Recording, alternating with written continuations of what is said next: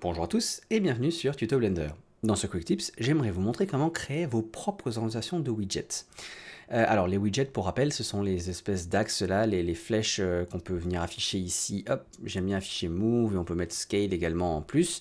Donc voilà, ce sont ces espèces d'axes là qui vous permettent donc de faire vos transformations, hein, le déplacement, la rotation, le scale, etc.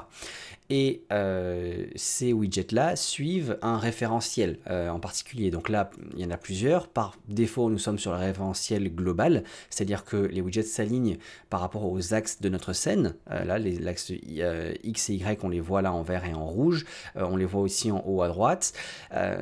Et quel que soit ce que je fais avec l'objet sélectionné, par exemple, je peux tourner mon cube là sur l'axe Z, ces axes vont tout le temps représenter donc ce référentiel de ma scène. Mais si je change de référentiel et que je suis plus en global mais en local par exemple, enfin on va pas tous les faire mais pour que vous compreniez, hein, on fait un vide topo, là on voit mes axes qui ont changé parce que là ils ne se repèrent plus par rapport à ma scène mais localement seulement par rapport à l'objet sélectionné, le ou les objets sélectionnés. Et là ça a du sens parce qu'effectivement comme j'ai tourné mon cube, le référentiel a tourné également et donc les axes se sont alignés avec la transformation de mon cube. Si je tourne on ne voit pas pendant la rotation, mais si je tourne aléatoirement mon cube, les axes suivent avec. J'aimerais quand même vous en montrer un dernier, c'est les normales que j'utilise beaucoup, surtout pour le type que je vais vous montrer aujourd'hui. Donc le référentiel normal, alors il est peut-être un peu plus compliqué à saisir lorsqu'on est en mode objet, parce que c'est moins intuitif de se représenter voilà, une normale pour tout un objet fermé. En général, la normale, c'est par rapport à une face, ou peut-être une moyenne par rapport à plusieurs faces. Mais là, quand c'est vraiment un objet complètement fermé, essayer de se représenter la normale, bon, c'est peut-être plus compliqué. Mais par contre, ça fonctionne lorsqu'on rentre en mode édition. Et là, si je sélectionne cette face-là, par exemple, on voit que mes widgets se sont alignés par rapport à la face, avec pour règle de toujours avoir l'axe Z qui pointe vers l'extérieur, enfin qui représente ma normale. Donc si je sélectionne une autre face, c'est tout le temps l'axe Z qui représente ma normale et qui pointe vers l'extérieur. Et ça fonctionne aussi avec les sommets, donc si je sélectionne un sommet, on voit que effectivement l'axe Z vient représenter la moyenne des 1, 2, 3 normales, parce qu'il y a 3 faces connectées à ce sommet-là. Si vous voulez un peu plus d'explications dessus, j'avais fait un rapide topo, j'avais parlé de ça dans une vidéo il y a quelques semaines sur... c'était sur quoi? Sur le shading smooth, je pense. Shade smooth et les changements dans la version 4.1. Le smooth by angle, voilà. Donc là j'avais fait un topo vite fait en début de vidéo sur ça et vous comprendrez un peu mieux ce que je veux dire par moyenne des normales ici pour un sommet. Mais revenons à notre quick tips d'aujourd'hui, où là du coup j'aimerais vous montrer comment ajouter votre propre orientation ici à la suite de cette liste. Et il suffit d'utiliser le petit plus qui est là, mais avant de cliquer sur le petit plus, eh bien mettez-vous dans une configuration qui vous satisfait. C'est-à-dire que créez d'abord l'orientation que vous voulez, parce que, et c'est pour ça que je vous disais que j'aimais bien l'orientation normale, parce que moi ça me permet de facilement me représenter ce que je veux, donc je peux même dupliquer ma face si je veux, hein.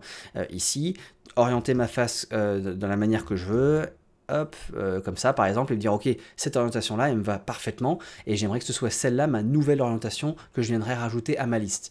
Une fois que mes widgets sont bien placé dans l'orientation que je veux, hein, comme il faut, là je peux venir faire un petit plus, ça me rajoute donc l'orientation qui est là, que je peux renommer hein, New, voilà c'est tout ce qui me passait par la tête, New, et c'est bon, je l'ai.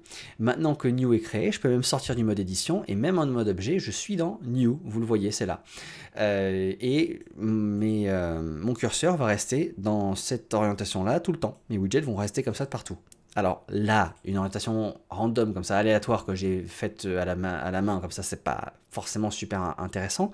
Mais imaginons que vous êtes, je vais supprimer cette face, imaginons que vous êtes en architecture par exemple, et que des fois les plans d'architecture, en général, lorsque vous travaillez sur un plan, ils doivent l'orienter par rapport à la boussole, hein, avec le nord tout le temps vers le haut et tout. Donc ça donne des plans qui parfois sont un peu aberrants pour nous graphistes, parce qu'on se dit tiens, la maison est quand même bien carrée, bien rectangulaire, ils auraient pu l'aligner quoi, avec la vue de dessus par exemple, sauf que là non, il est toute traviole et donc ça s'aligne pas avec les orientations du monde. Bah, dans ce cas là je dis très bien, je remets en vue normale. Là par exemple mon bâtiment, imaginons que c'est un bâtiment, hein, 2 secondes, il est tout traviole, il est plus orienté bien par rapport à l'axe XY là en vue de dessus, et bien je dis ok, ça j'aimerais que ce soit une nouvelle orientation de mes widgets, hop. Et là, je fais encore un plus, et je fais cette fois-ci, je vais marquer maison, tiens, hop. Voilà. Donc ça, c'est l'orientation pour ma maison. Et maintenant, si je venais faire un I, par exemple, pour faire un inset, et que ça, j'allais le redéplacer bien sur mon mur, bah, je peux le faire facilement parce que j'ai le bon système d'axe qu'il faut. Je pouvais le faire toujours en vue normale, hein, c'est la vue par laquelle je suis parti pour faire ça. Je pouvais le faire en vue normale si je voulais, et ça fonctionnait. Mais là, ce qui est bien, c'est que même en rajoutant un nouvel objet, même en faisant, si je fais Shift A et que je rajoute un cube ici, et que ce cube, ou alors c'était pas un cube, disons, hop, parce que c'est pour l'exemple, disons que je vais rajouter un cylindre. Voilà, le cylindre, ça n'a pas vraiment d'orientation en vue de dessus. Hop, pardon, j'ai fait un SZZ, il faut faire, ok. Donc là j'ai mon cylindre, mais si je veux le placer bien aligné par rapport à ma maison, là j'ai un système d'axe qui est complètement pourri parce que je suis toujours sur le normal, mais en mettant sur maison, je sais que je suis bien aligné par rapport à mes murs. Donc si je me suis mis calé bien contre ce mur là à l'intérieur et que je veux le faire dépasser le long du mur, je peux garder mon système de widgets que j'avais fait maison ici, parce que je sais qu'il est vraiment calé sur ma maison avec mes angles droits, etc. Voilà, ça c'est un cas, un exemple, quoi. J'espère qu'il vous démontre bien l'astuce.